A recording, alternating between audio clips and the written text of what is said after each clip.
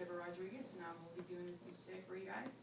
I'll start off with a quote by Henry Baker. It's coming from Cautions in Viewing Objects of Microscopes Made Easy in 1742. Beware of determining and declaring your opinion suddenly on an object, for imagination gets the start of judgment, and makes people believe they see things which better observations will convince them could not possibly be seen. Therefore, assert nothing till after repeated experiments and examinations in all lights and in all positions. According to Webster's Dictionary, a microscope is an optical instrument consisting of lens or combination of lens for making and enlarging images of minute objects. As you have been realized by now, I'm going to do a brief history on microscopes.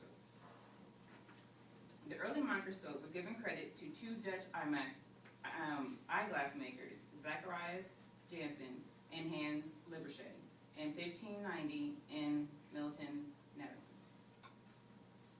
The term microscope wasn't actually named until 1625 by Giovanni Faber for Galileo Galilei's compound microscope. They observed that viewing objects in front of a tube with the lens on the end greatly enlarged, creating both the forerunner of the compound microscope and the telescope. Almost 50 years later, in 1674, Anton van Leeuwenhoek built a simple microscope with only one lens to examine blood, yeast, insects, and many other tiny objects. He was the first person to describe bacteria. After that, the term, he has been called the father of microscopy. In 1931, Ernst Husky co-invented the electron microscope, for which he won the Nobel Prize in Physics in 1986. An electron microscope depends on electrons rather than on light to view an object.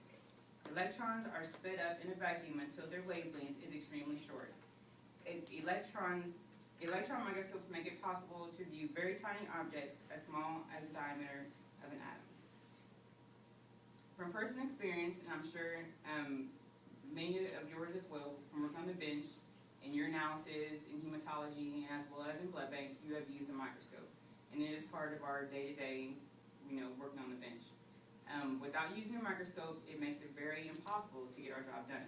So you can imagine a lab without a microscope. It's pretty much impossible.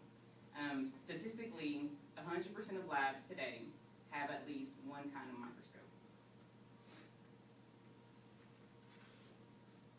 Microscopes have come a long way from having a tube, with the lens, or being able to plug into the wall with a switch. From seeing bacteria to being able to see viruses. So the next time that you're complaining about how much work you have or having many urinalysis piled up behind you, make sure that you remember all the sacrifices and other hardships that people had to endure to be able to view what you see in the microscope today. Electricity for microscopes wasn't invented with the microscope.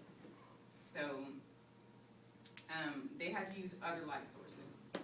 So just imagine being able to turn on the microscope and have to find other light sources. So be thankful for what you have and being able to just flip the switch when the light comes on. Because not always people had to,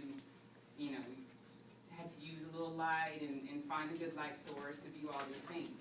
So even the first person who found the bacteria, he had to find the light source. So be thankful for all the hardships that people had to endure for that.